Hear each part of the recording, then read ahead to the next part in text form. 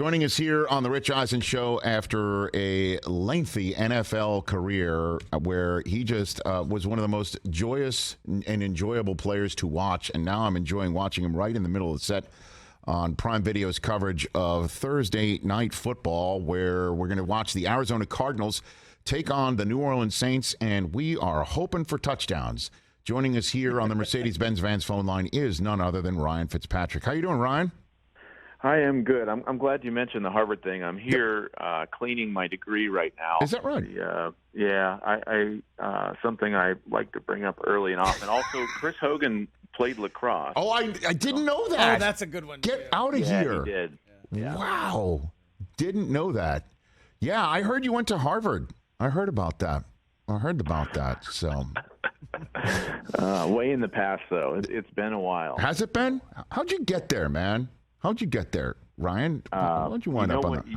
Very crazy. Mm-hmm. I did not know until I started getting letters from Harvard that they had a football team, and that was like junior or senior year of high school. Because I grew up in Arizona, and it's not, we're not.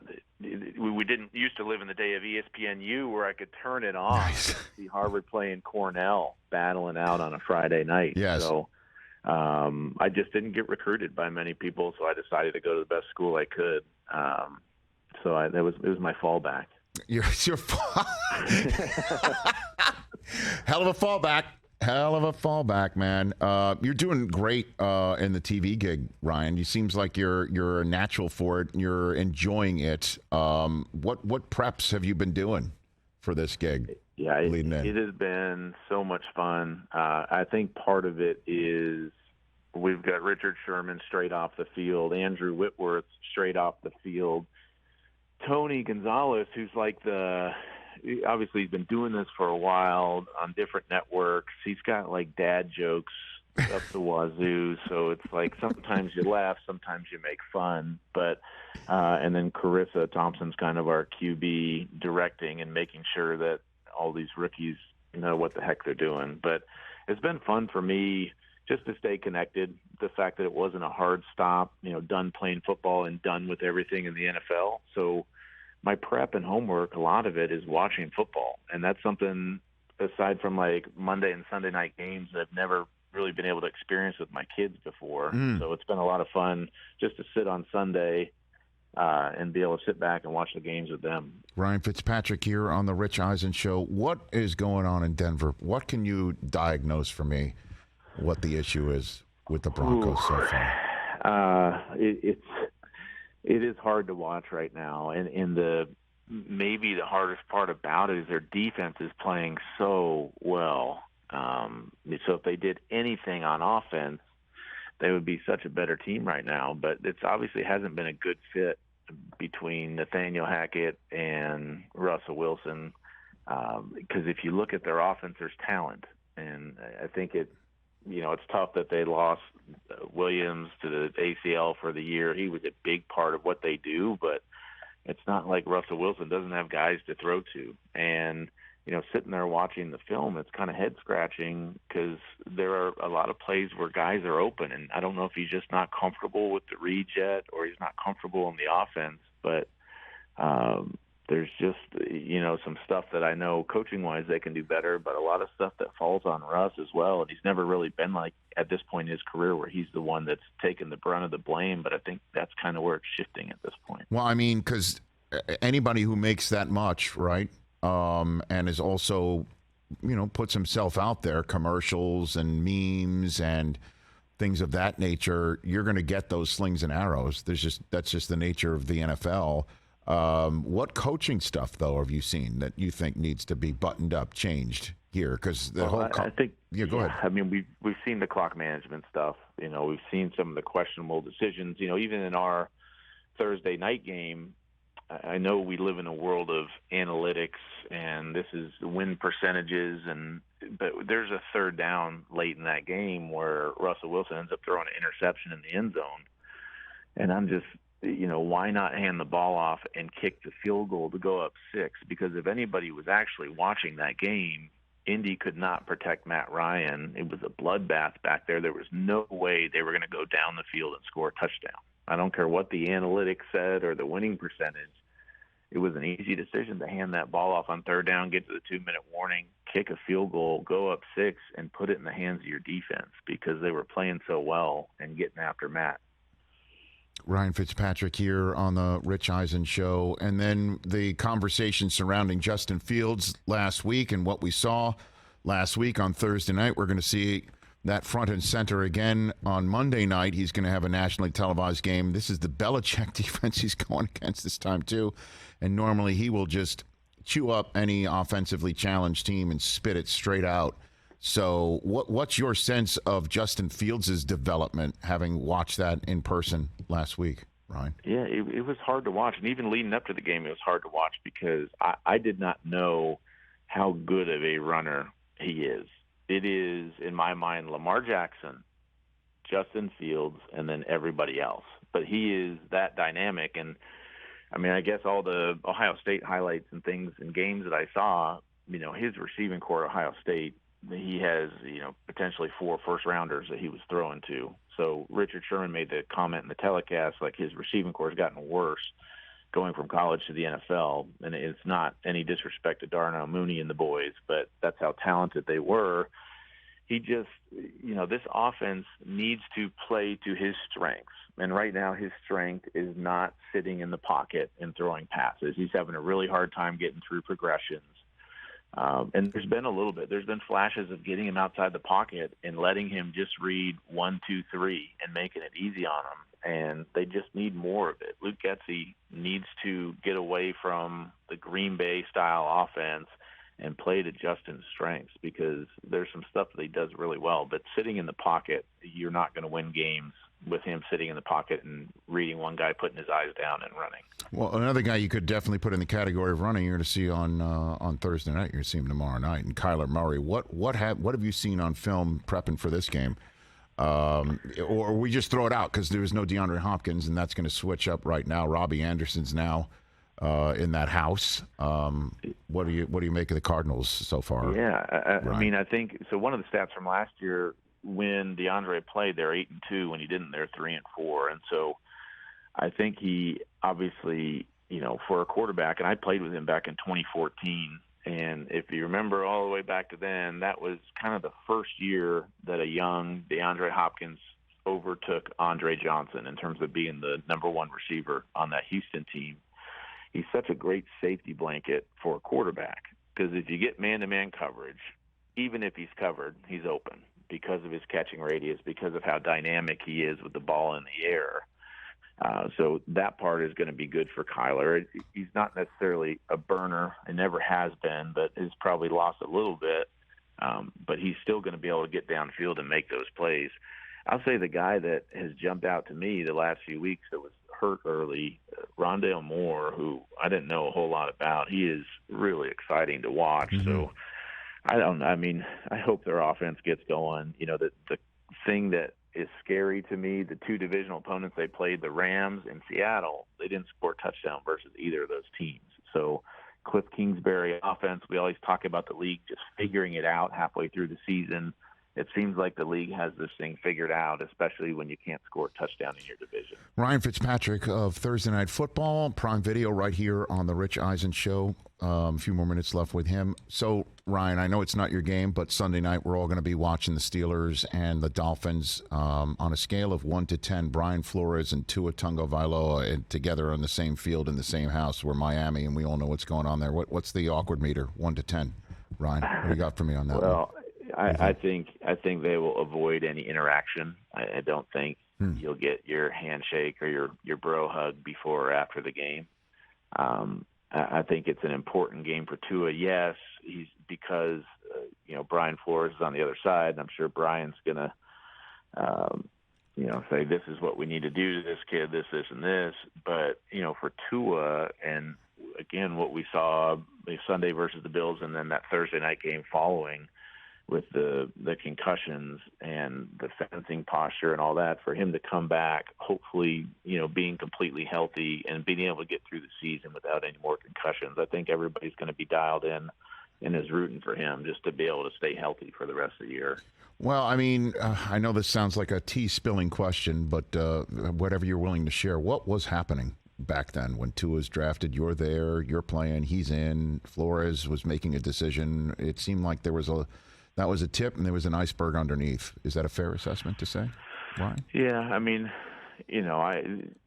even as quarterback and on the front lines and in some of those meeting rooms, you still never really know what exactly was going on behind the scenes. But, I've been in that situation quite a bit where they drafted Tua high. Obviously, it was going to be my team until they felt like he was ready. And that was the COVID year. Our bye got moved, I think, up from maybe week 11 to week 6. And so, the natural whether it's after a Thursday night game where you get the 10, 11 days, or it's after, a bye where you can put a young kid in and start planning and get a cheat and get a few extra days, that's probably when it was going to happen all along.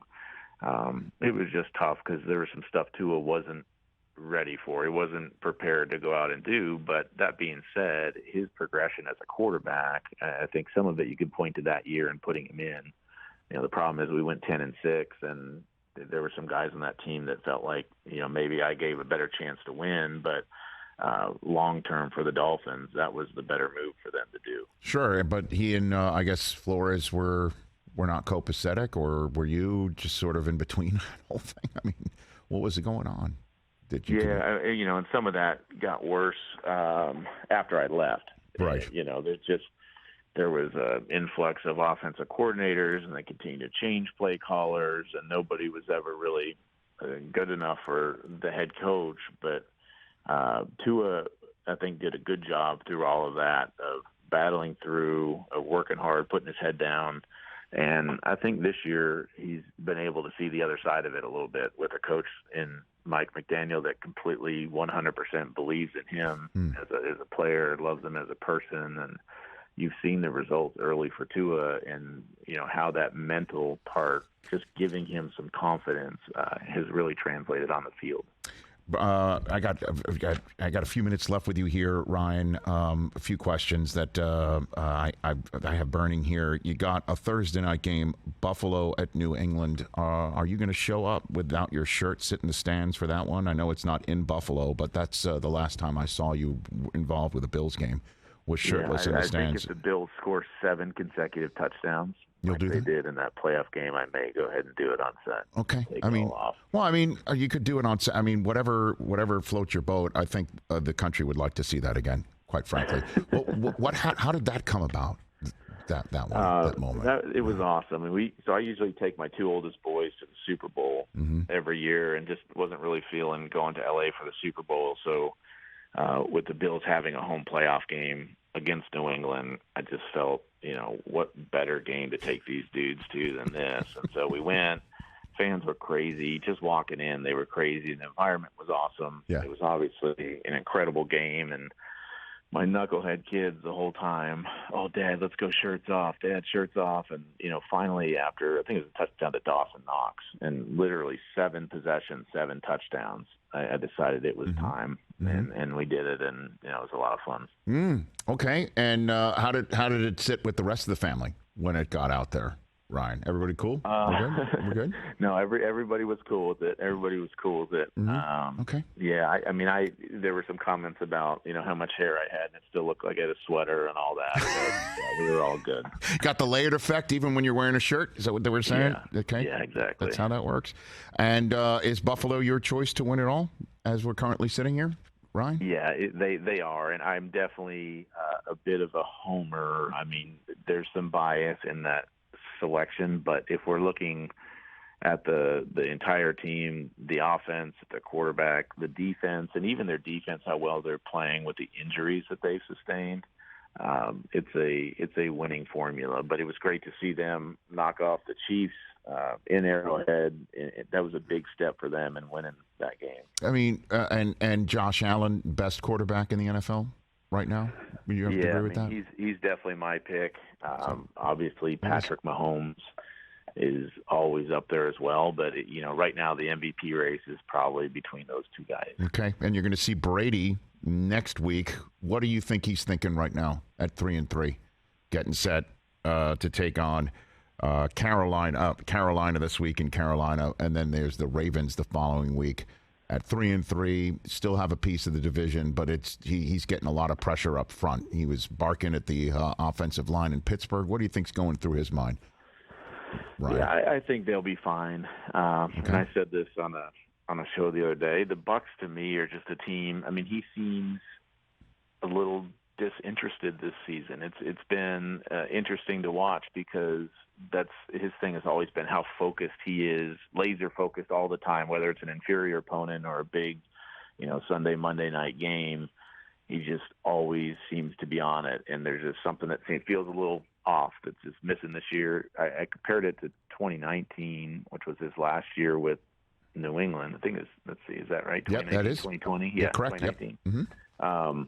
Same thing, where it's just something felt off with that offense, and he was exasperated all the time and just not real happy with the way things were going.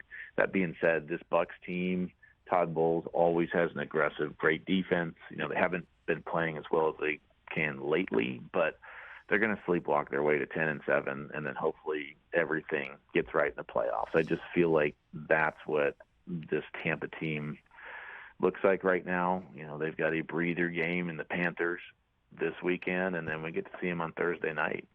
Well, I look forward to watching you the rest of this Thursday season. I guess I'm going to be spending the day after Thanksgiving watching you next year too, right? That got added yesterday for next year's schedule. You're already that'll be on my birthday. So send me. Oh, is that right? As well. Oh, is that right? Oh, yeah. So do you get like a triple discount because you work for Amazon Prime? It's Prime Friday, and then it's your birthday. Is that something? What? The crazy thing is, even though now I'm working for Amazon and Prime Video's blowing up, I still have to pay for it just like you do. What the hell?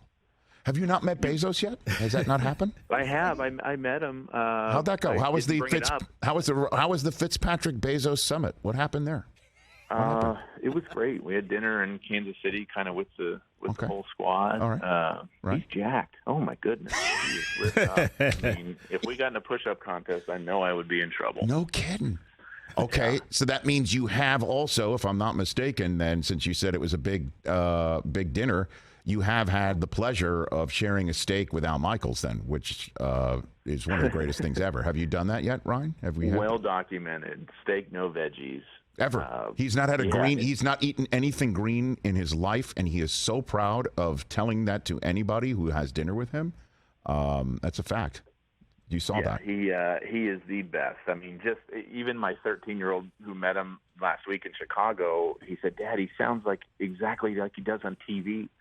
But it's such an iconic voice, and I like more. We could do a whole podcast or show on his hotel reviews. I like every week him talking about the hotels, and what's good and bad about them. Ryan, the first time I ever met Al Michaels, it was the owners' meeting in 2004, so the year before you were drafted.